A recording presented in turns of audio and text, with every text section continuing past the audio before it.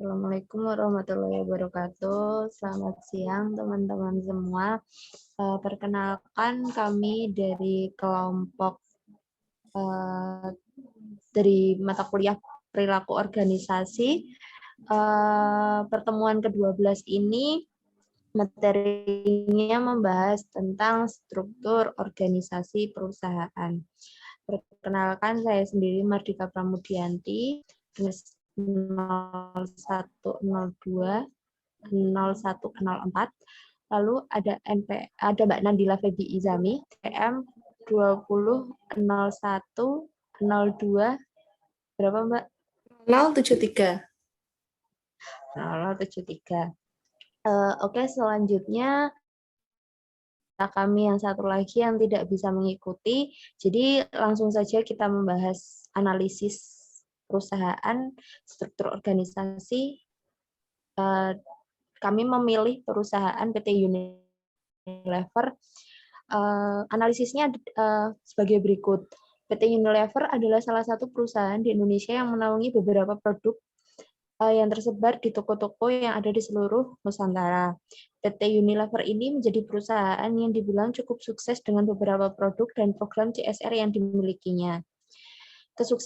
Kesuksesan ini tidak lepas dari peran karyawan, manajer, serta direktur dalam menjalankan program kerjanya. Struktur organisasi yang baik juga memiliki peranan penting dalam kesuksesan yang dicapai perusahaan. PT Unilever sendiri memiliki struktur organisasi yang terbagi menjadi beberapa divisi yang berdasarkan produk. Yang pertama yaitu divisi es krim yang menaungi produk es krim Unilever. Lalu yang kedua ada divisi food, yaitu yang menaungi berbagai produk makanan yang dihasilkan oleh Unilever. Tipe struktur organisasi PT Unilever di atas kategori tipe struktur lini dan staf, karena sesuai dengan ciri atau bagian di atas dan karakteristik perusahaan sebagai berikut. Atasan dan bawahan yang tidak bersifat langsung. Pucuk pimpinan hanya satu orang yang dibantu staf. Terdapat dua kelompok wewenang yaitu lini dan juga staf. Jumlahnya begitu banyak. Lalu ada tipe organisasi yang besar dan bersifat kompleks, lalu adanya spesialisasi dalam pekerjaannya. Organisasi yang digunakan di Unilever atas yaitu yang pertama memiliki keuntungan adanya pembagian tugas yang jelas antara kelompok lini yang melaksanakan tugas pokok dan kelompok staf yang melaksanakan tugas penunjang. Yang kedua yaitu bakat yang berbeda-beda anggota organisasi dapat dikembangkan menjadi satu spesialisasi. Koordinasi mudah dijalankan dalam setiap kelompok kerja golongan karyawan. Disiplin serta biasanya memiliki hal yang cukup tinggi karena tugas yang dilaksanakan oleh seseorang biasanya sesuai dengan bakat, pendidikan, dan juga pengalamannya. Penerapan prinsip the right man in the right place doing the right job at the right time lebih mudah dijalankan. Untuk organisasi ini dapat dipergunakan oleh organisasi yang bagaimanapun besarnya, tujuannya, dan berapapun kompleksnya struktur organisasi. Lalu selanjutnya yaitu keuntungannya, manajer hanya perlu keahlian khusus di dalam bidangnya. Dan keuntungan yang terakhir yaitu efektivitas tinggi karena fungsi memiliki ahlinya masing-masing. Dilihat dari analisis berikut, perusahaan memiliki keuntungan. Lalu, apakah PT Unilever memiliki kelemahan dalam struktur organisasi ini? Nanti akan dijelaskan oleh Mbak Nandila. Saya akan menjawab pertanyaan dari Mbak Martika. Menurut saya, struktur organisasi tersebut memiliki kelemahan, antara lain yang pertama, tidak ada kejelasan antara sebuah perintah dan nasihat. Lalu perintah dari satu atau lebih hierarki belum tentu sama. Menurut kacamata objektif individu, sering terjadi persaingan yang tidak sehat, karena masing-masing menganggap tugas yang dilakukannya adalah penting. Lalu selanjutnya, pimpinan lini mengabaikan saran dari staf.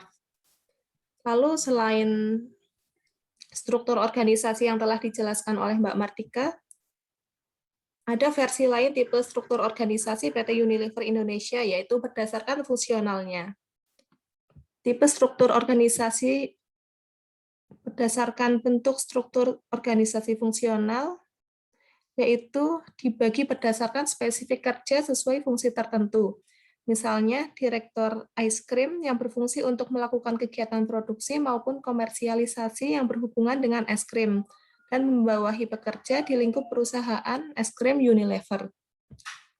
Pembagian struktur organisasi PT Unilever Indonesia berdasarkan fungsional per bagian fungsi tertentu, yaitu yang pertama ada Chief Financial Officer atau CFO.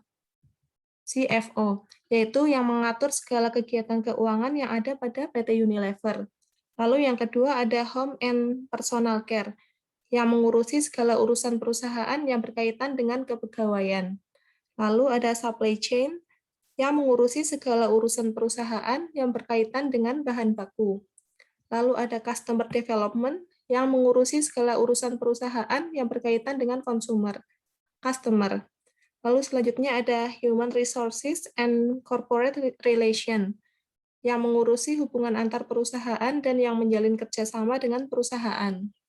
Lalu ada satu hal yang menarik, yaitu PT Unilever merupakan perusahaan dengan konsep learning organization, maka sharing antar divisi boleh dilakukan, namun dengan adanya itu muncul permasalahan intern dari perusahaan yang harus diselesaikan sesuai divisi masing-masing, dan tidak ada campur tangan divisi yang tidak berkaitan.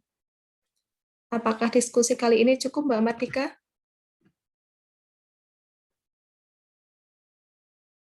Adanya keuntungan dan kelemahan dari struktur organisasi yang dimiliki oleh PT Unilever. Terima kasih Mbak Nandila.